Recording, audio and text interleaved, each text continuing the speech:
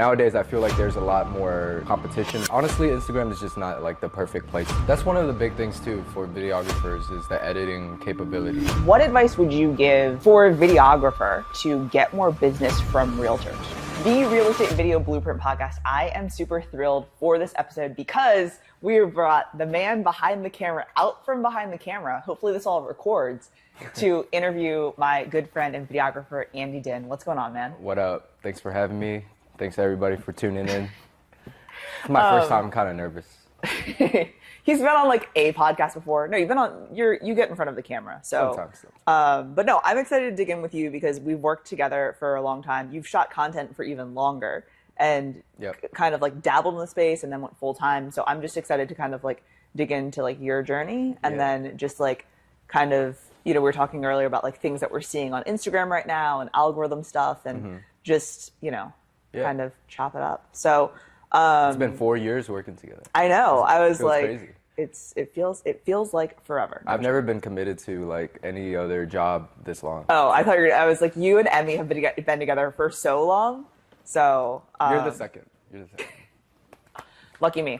All right. So for those out there that may not know your story, you know, how did you kind of get into content and like when did you start shooting stuff? So if we were gonna get to the very beginning, I dabbled in like photography and, you know, like videos and stuff whenever I was in middle school.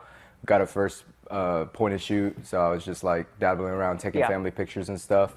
Fast forward a little bit, I started making YouTube videos on how to jailbreak your iPhone back in the day whenever, you know, that when you needed to do that. Yeah, and I just always kind of like did that, and then it went on to being like product reviews, like stuff that you would see on the people would post on Amazon about a phone case. Well, I was reaching out to those companies and they were sending me care packages back in the day, kind of like micro influencing back in the day.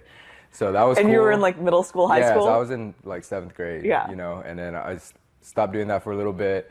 Then in high school, I was in media class all 4 years of my high school career. And that's really whenever I, you know, shot and edited pretty much 5 days a week, you know, with a bunch of students. So that's kind of where I got my reps in, you know, Premiere Pro, shooting, how to work camera, stuff like that.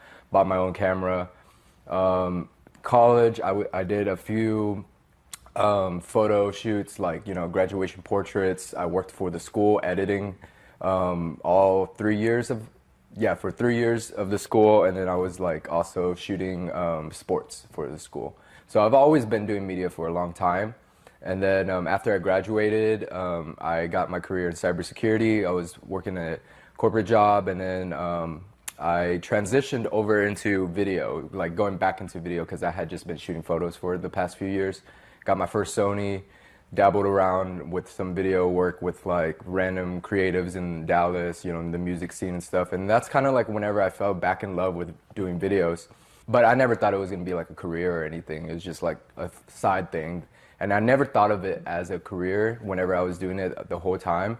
Moved back into Houston, didn't go back to corporate, and then I was fortunately like introduced to you by our friend Nick.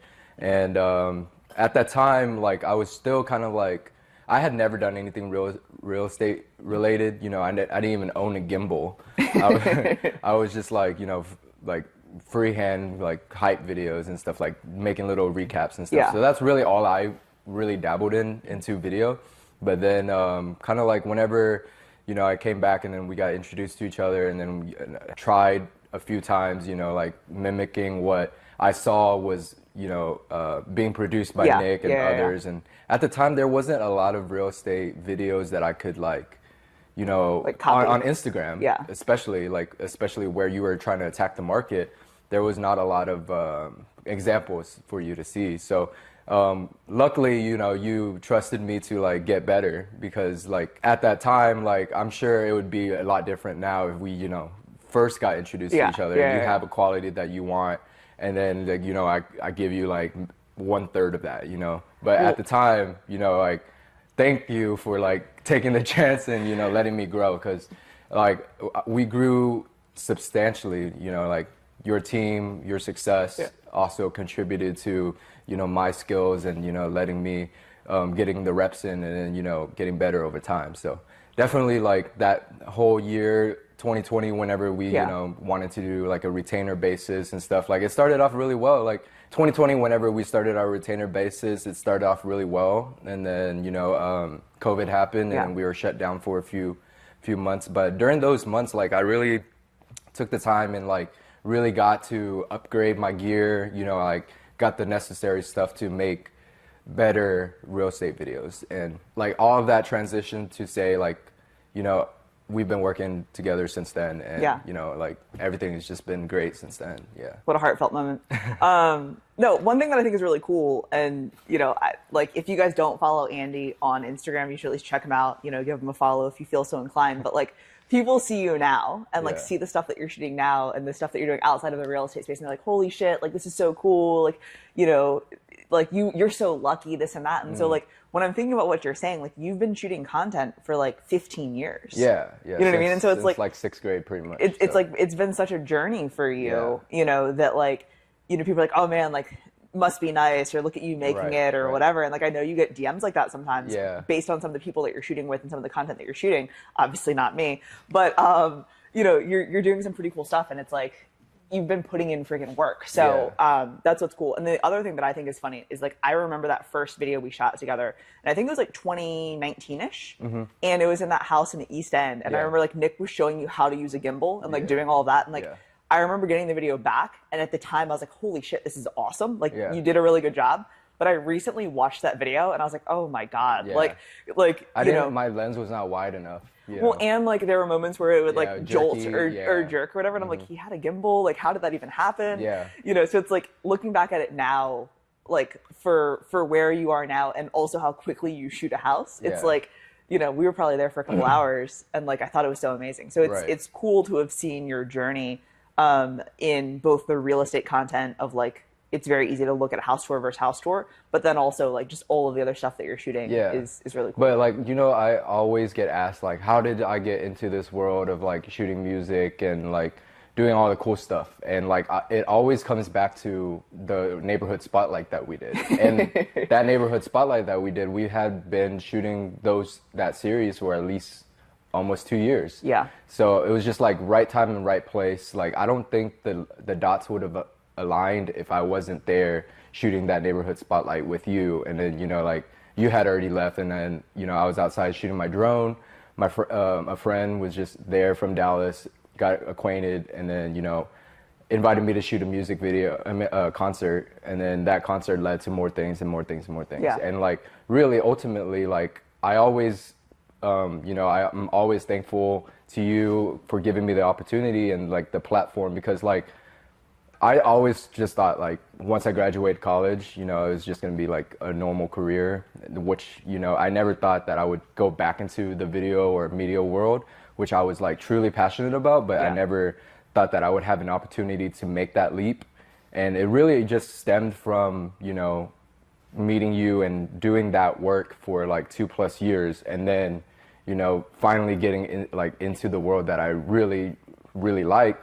But at the end of the day, like, a lot of people see like all the glitz and glamour of like, you know, this, you know, the stuff that I post. But at the end of the day, like all that stuff is great and all, but like that's not paying the bills as well as, you know, like doing real estate and doing like more corporate stuff. And at the end of the day, like a lot of people want to do the other things, but they're not going to be like, unless you like love it so much to the point where you don't care that you're making like pennies on the dollar, then, you know, that's a whole different topic. All right, so I know there's a couple different directions I want to go. And so one of them is like, I know that like a lot of videographers and content creators, like not just real estate agents, but like videographers and editors and things like that come to Video Blueprint, right? They come to the event. What advice would you give as far as like for a videographer, right? Not necessarily a realtor, but for a videographer to get more business from realtors, right? Because like I get DMs all the time where it's like, hey, I'll do a free property video for you, or hey, let me shoot your next listing or whatever. And it's like, honestly, like, you know, if it's you, I know you're going to be in and out in 30 minutes. You're going to give me a vertical and a horizontal. Like I can tell you what I want as far as edits and the flow of the video. And like, I can just say I want A, B, C, D. And like you almost every time execute for what I want. And I think it's obviously because we've been working together for a while, but like, you know, I wouldn't trust, you know, Joe, who just shoots me a DM to like go shoot my client's house. So like, how would you get more business from realtors if that was something that you were looking for as a content creator? I would say it's kind of different because my experience with you, like I didn't come searching for you, so I really can't say about the pursuit of getting a real like a customer nowadays. But nowadays I feel like there's a lot more competition, of course, and then but what I would say is that each market, like in particular Houston, I don't feel like there's going to be a lot of options. Just kind of like any other places. That's why you get flown out to, shoot here, shoot here. But if I was a videographer, like starting over, like, of course, like one of the strategies is cold calling and cold emailing. That's just like door knocking, and the fastest way you could do that is like spamming every single realtor. And it's not like I haven't done that. You know? Like I've definitely like been on HAR just randomly messaging people in my area. You sell houses. I can it's like what I shoot those like houses. What I like to did was like I just found the houses for sale around my like 5-10 mile radius near my house and just messaged a few people. I never got anybody because obviously like most people just ignore something like that and you just think it's spam. But you one, if you're gonna do that, you're gonna have to have a solid portfolio of like work that you've actually done. Whether it be talking head, house tours, spotlights, stuff like that, like the kind of videos that a realtor would like. You would also have to see and judge that realtors based on what they already have uploaded. For example, if like you're most likely gonna have more success if you went to your page and then see that you're doing this type of content, and then seeing that agent values content. Versus going to somebody's page and all they have is like just sold pictures and just random shit, but also, like as far as like other videographers that I know that are in the real estate space, one of the things that I feel like they would consistently, benefit both the agent and the videographer is that like personality, like you gotta get along with the person and you gotta want to keep doing business with them.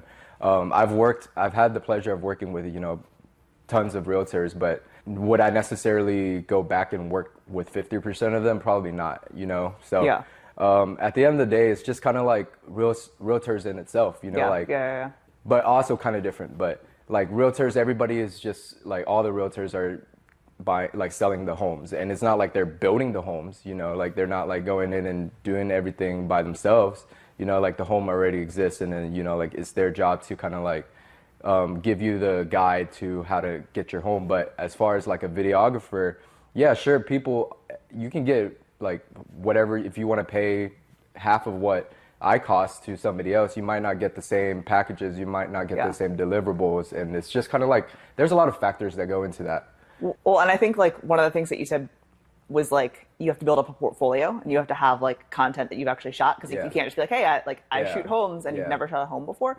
And so I think you rattled off like talking head videos, property tours, like different things, like similar to a real estate agent having like their target audience and their whatever. Like you need to decide like what it is that you do. Like Rusty, he does talking head style videos. He doesn't do property tours. He doesn't do like event stuff, things like that. Yeah, it's kind of like real estate where it's like, oh, like you only do luxury, or you only do, like condos or whatever, stuff like that. Everybody has their own region, like the realtor that I bought my home from, she specifically works in that area. So like, he didn't use me. I'm not better. It's fine. I've known her way longer than you. I'm just fucking with you. And she went to my church. So like, and she got us the house. So, damn it. I should have gone to church. That was my mistake. Yeah.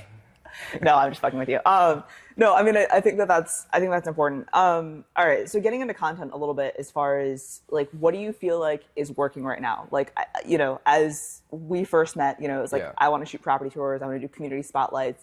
And like, we've definitely evolved and changed over the years. And I think we meet, pretty regularly to be like, okay, like what is this looking like? I'm sending you ideas on Instagram. You're like, hey, you should do this. No, that's terrible. Whatever. Yeah. What do you feel like is working right now? Like what, I know you were mentioning earlier, like, we feel like people are watching a lot of stories, right? So what I think as far as content right now is there's just so much saturation, and there's like oversaturation, oversharing, and basically, as far as like reels and stuff, I feel like it's kind of slowed down a little bit with like engagement. I feel like Instagram is just like, honestly, Instagram is just not like the perfect place to, base your, your metrics off of like what's performing well and what's not, But as far as like what I'm seeing works in real estate is that more personality from the agent, like, of course, like you were one of the early pioneers of doing like short form talking head and stuff and informational stuff, and people are just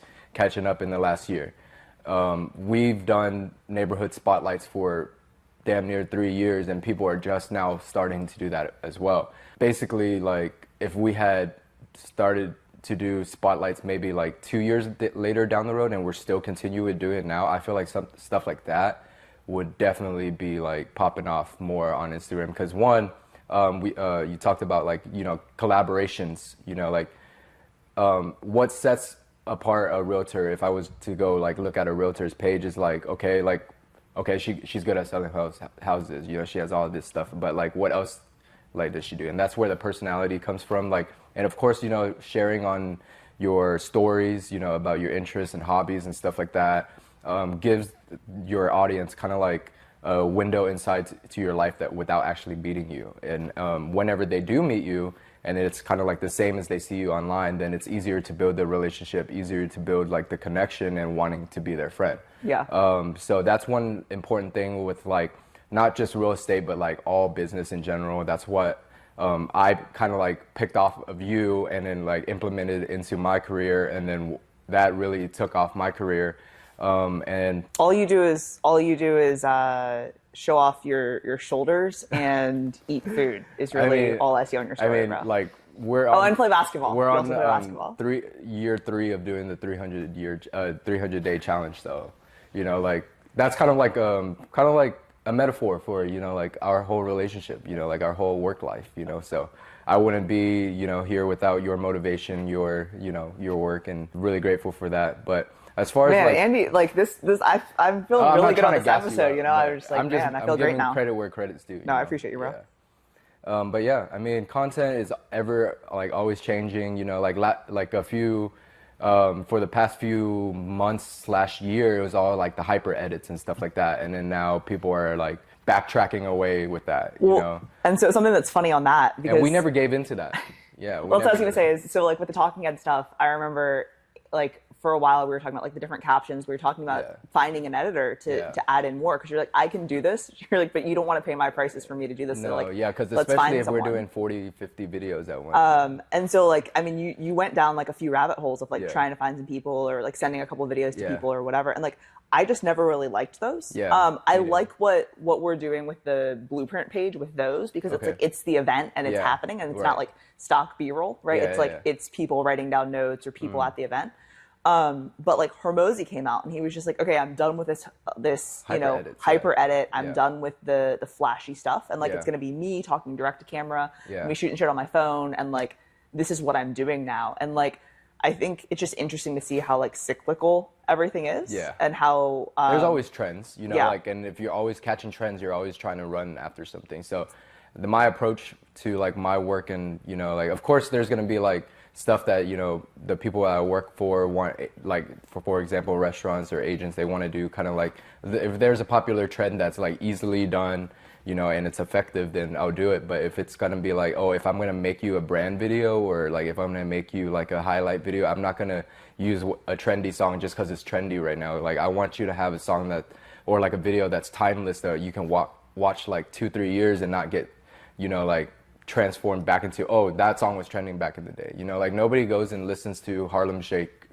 or Cupid Shuffle. That's or like, that's my alarm in the morning. I just wake up and I start, So, I mean, my approach to that is just kind of like authenticity and, pretty much just do what feels right to you and like what you actually value and care about, and not chase the trends or chase the metrics and chase the numbers. Well, and a lot of times, the numbers, when you said tracing the trends and things like that, it's like you're looking for views. Right. And like, as we know, like you can have a ton of views on something, but then, no one follows you, or no one shares it, or like, no one whatever. Like I could speak to that. Like all of my hype work, gets tons of views, but if I was going to compare that to real estate, that might not get like maybe like a tenth of the views, my revenue from the hype stuff to my revenue from the like the boring real estate or corporate stuff is like pennies to the dollar. And some people get it flip-flop. They think that it's like, oh, he's just doing, you know, this and he's getting paid well for it. But at the end of the day, for me, it's not about the money. That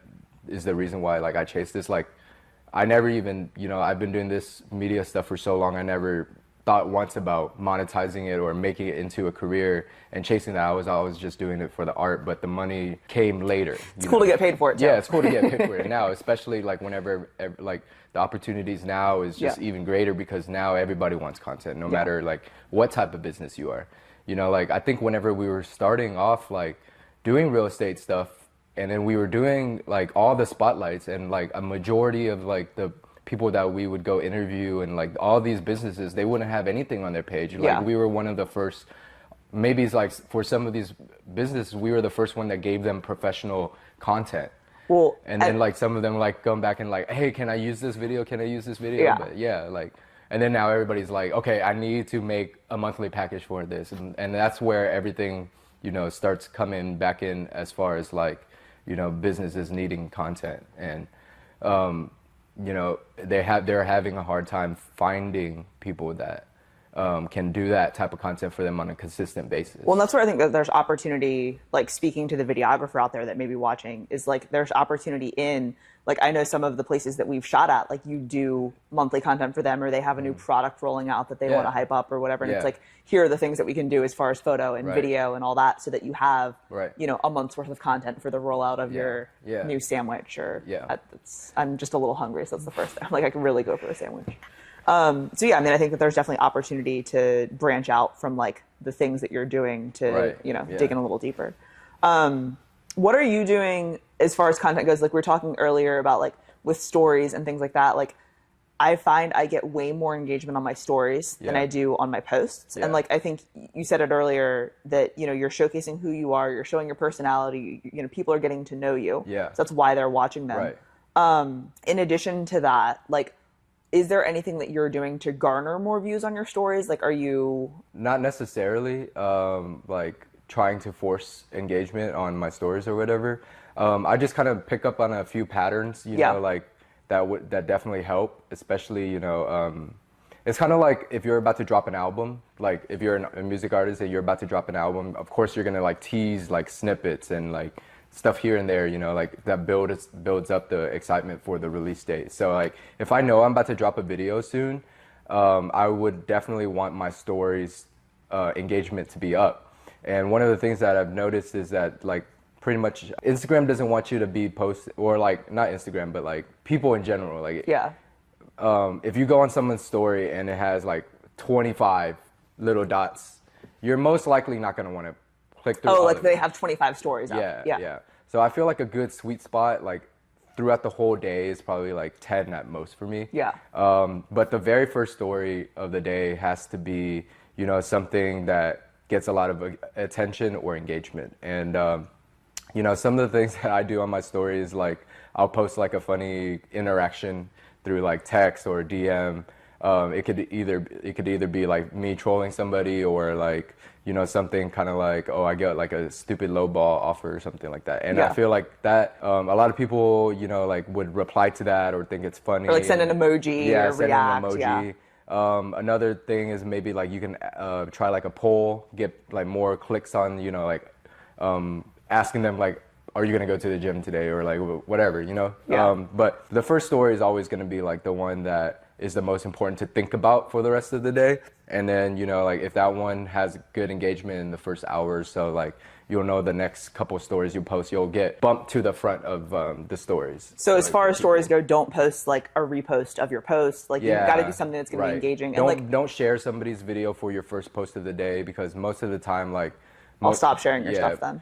That the algorithm doesn't like pick up on it and won't push it out to the rest of your followers. And honestly, like I said earlier, Instagram is not a good way to like measure your success or anything like that. It's really about, you know, like if you're a videographer, for one, like you shouldn't stop like trying to base your skills off of how many views your video gets. You know, just keep creating, keep honing the skills in, because like if I posted like all the videos that I made early in the days, like, and I was just looking at how little views I would get very discouraged. Yeah. And, you know, and I go on somebody else's page and then see like more success. But well, and also, I mean, a lot of people pay for those views too. yeah. So, and then at the end of the day, like, it's always just like a numbers game. And then like Instagram, like, you know, of course with the creators, like now that you can boost posts and stuff like that, and they see like you're boosting posts like every other post and stuff, they're just gonna limit your organic reach. And then so that's why like I've been kind of against with, you know, monetizing anything on my socials at all. Yeah. Yeah. So I just try to keep it organic. And when you like go into the like the Instagram creators and like you go into like the paid whatever, it's like I was making fun of someone earlier. They made like, you know, $12 or something. Yeah. You know, so it's like it's not something that's going to be a moneymaker. It's not going to be a revenue source for you. Like the house always wins, and the house is Instagram. So like they'll happily take your money. Zuck is just going to if you want to pay, you know, like $5 to boost your post just so you can get like 10,000 more views, like so be it. You know, like that's, and I've worked with a lot of people before that, you know, bought followers, bought likes and stuff like that, and it's just like if that tells me anything about them, like they are just kind of like fake in my opinion, and that's why I don't really like have worked with them since. But like you've seen the ones where it's like, you know, it has 600 likes. Yeah. And then like 0 comments, you know? Yeah. And it's pretty obvious. Yeah. Like, and you go look at the likes and you'll see a bunch of fake profiles that like, you know. I think that consumers get that too, right? And so it's like, I think it's something that it's like, it's not, before it would be like, oh man, he has 50,000 followers and every single one of his videos has this many views. And now it's like, well, no one's commenting. Well, like, this is boring. I hate it. Like, they're just gonna keep scrolling. Yeah. All right. So switching gears a little bit, obviously, like, you know, us starting to work together, you know, was a little bit more by chance. But like, if I were looking for a videographer and, you know, I sent you a DM, what would you say would be things that I should ask you so that like I know that we're a good fit, like as a real estate agent looking for a videographer? Okay, so if you're a realtor and you're looking for a videographer, some of the questions that you should be asking your potential videographer is kind of like seeing their portfolio. And then I would say like on the realtor part, like you shouldn't be asking questions like, well, you should come into the conversation knowing what you would like. Okay. As far as like type of content, how much your budget is going to be for the month if you're trying to do a retainer, which I highly encourage, because like that way your videographer knows that you're serious about doing something long term. A lot of like, as for me, like I try to steer away from like one-off deals if I know that I'm not going to work with them again. But really just depends on what their need is. But you know, come into a conversation with a game plan about what type of content you want, your budget. Ask to see their portfolio relevant to what you would like.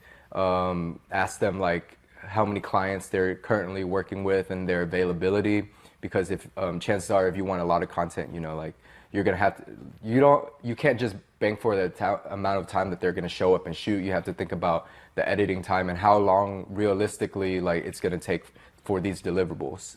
That's another important thing, is kind of like the speed of return, like when you're gonna get your content back. Ask them like maybe where they're located is a big thing too. You know, like Houston is very big, so like if you're up in Cypress, serving a Cypress area, but your videographer is in like League City or down south, like chances are they're not going to want to keep doing that. You guys aren't going to link up very regularly. Very regularly. And like I said earlier, it's kind of like very hard to find people specifically that matches all your criteria. You're going to have to make some sacrifices somewhere, whether like if you're trying to pursue quality versus, you know, like monetary. You know, you can if you love like cinematic stuff and like beautiful like B-roll and stuff, like obviously that's going to cost more. And you know, like you might, for the price of your budget, you might get like 2 videos, versus if you get somebody else that's not as cinematic, but the quality is like good for what you need it to do, you could probably get 8 videos out of that. So it just depends on like what you're valuing and what your budget is, of course, and then the skill level of the videographer. Like, of course, if you reach out to an established brand, like an established Rusty, you know, and you see like all their short form videos are like, you know, very solid, very clean, versus like someone who just started doing like kind of thing. like you got a referral from a friend, like, hey, this is the person that does my videos, blah blah, and you compare the price. But at the end of the day, like, you might get along with Rusty better, you know, like Rusty is gonna actually coach you in how to talk, versus the other person, you know, they could probably charge you half the price, but they're gonna leave everything up to you. They're not gonna script anything for you, and not give you any ideas, you know, like. And of course, like, that speaks to videographers in general. Everybody's gonna have their strengths and weaknesses, you know, like, I've met a lot of videographers who are very shy and timid, and really, like, all they do is, you know, just be there and do the thing, and they don't really interact with people. But then I've met other people who are the complete opposite. They'll talk to everybody, blah, blah, blah, blah, blah, but then their videos are not as good. Yeah. So, like, really, it's just kind of like a hit or miss, you know, but it's really important for you to, like, possibly, like, hop on a phone call, meet up for coffee, and kind of like you would interview somebody like you're about to hire, you know, of course, and that's like the same thing.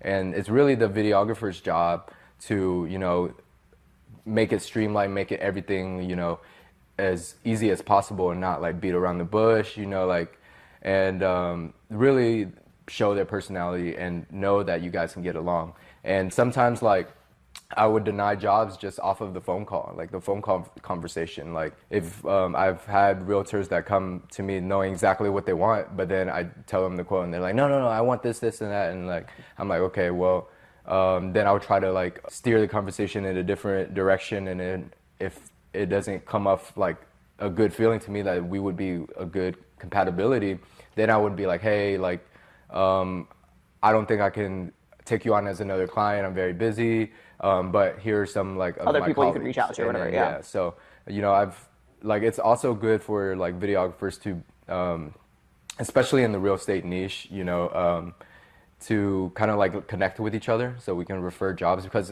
obviously, like, if there's 500,000 realtors and there's like 100, I doubt there's even 100, but like 100 videographers, you know, like, we can't take them all. Yeah. And nor do we want to work with every single person. So, like, my type of vibe might be compatible with some clients, and then some may not. And then those clients I can refer out to, you know, my peers, and then they might get along. So, like, you never know. And, you know, like, I've had situations like that happen, and, you know, like, everybody is just happy all around, you know.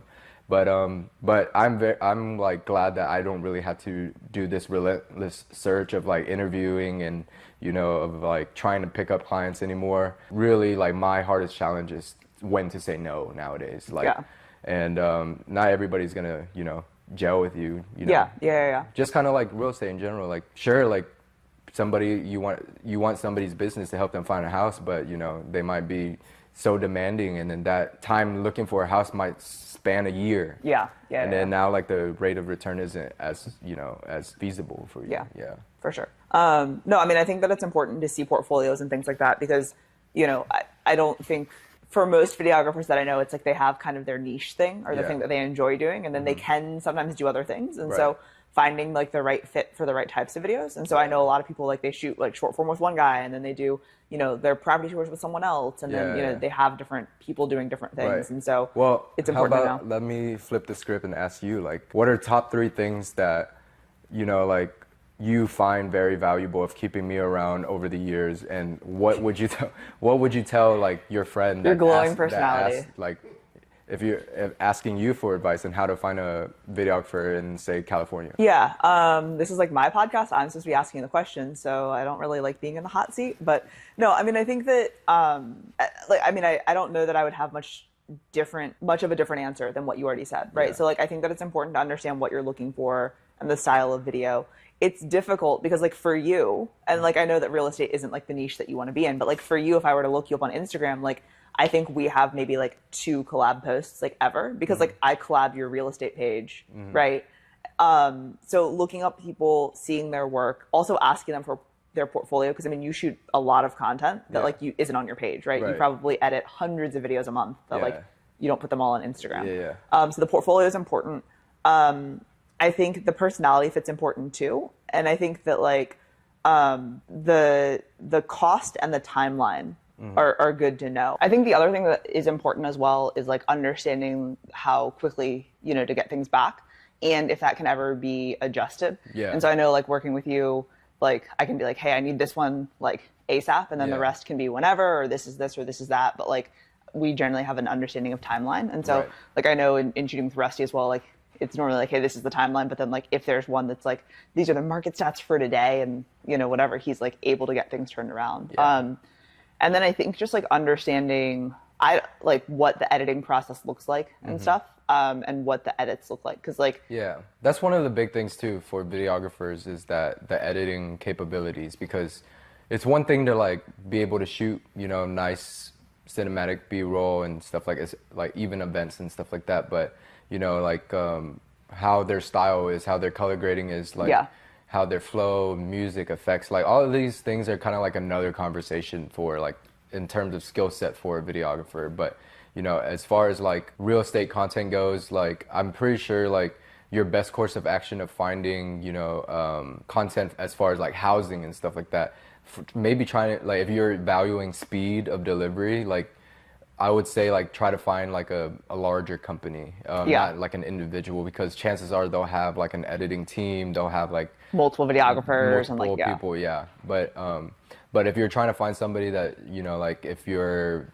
wanting to do vlogs, or if you're wanting to do like travel recaps and stuff like that, like somebody that's going to be around you like for a long time, you know, like y'all obviously have to get along, and you know, like you have to kind of like set boundaries for the videographer and for yourself. Like you can't set like unrealistic like expectations, you know, if it takes somebody, like realistically, if you want them to do like a good job, you can't rush the creativity process. People aren't as good as Andy sitting at happy hour editing the video from happy hour for us to post at the end of happy hour. So yeah, I mean, like I said, like I mean, there's a bunch of levels of skill sets, you know. So one of the things I think is how, I mean, you just mentioned it, right? Like the relationship you have and things like that. And it's like, I think for me, since we've worked together for so long, I can just say, hey, I need you to come shoot this at this time. And like, that's really all the direction I need to give you. Yeah. But like, when I go to an event and I'm shooting with someone who I don't know, I have to be super specific in what I want and what I want it to look like. Yeah.